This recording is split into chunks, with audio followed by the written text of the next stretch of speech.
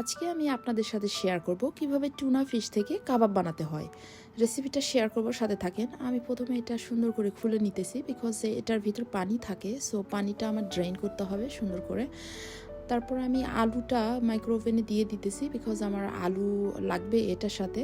পানিটা ড্রেন করা হয়ে গেছে, তারপর এটার ভিতরে আমি ইনগ্রেডিয়েন্টগুলো দিয়ে দিব। এটা হচ্ছে কাঁচামরিচ নিয়েছি আমি, অ্যান্ড পেঁয়াজ কাটা নিয়েছি, অ্যান্ড ধনিয়া পাতা, আর আমি আলু নিয়েছি, কয়েকটা আলু সিদ্ধ করে নিয়েছি, ওটার সাথে দিয়ে দেব।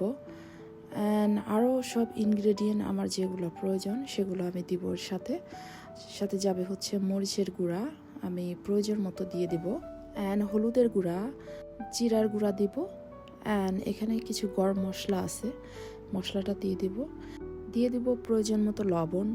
তারপরে দিব আদা বাটা, একটু রসুন বাটা, আর মেইন ইম্পর্টেন্ট যেটা সেটা হচ্ছে 2টা এগ দিতে হবে, না হলে এটা ভাজার সময় সবগুলো ভেঙে যাবে, আপনি ভাজতে পারবেন না। অ্যান্ড সাথে আরও কিছু ময়দা দিয়ে দিব, আমি 3 চামচ ময়দা দিয়ে দেবো এটার সাথে।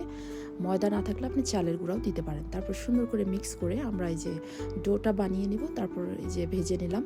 এটা কিন্তু অনেক ক্রিস্পি অ্যান্ড টেস্টি ছিল, বাসায় অবশ্যই ট্রাই করবেন।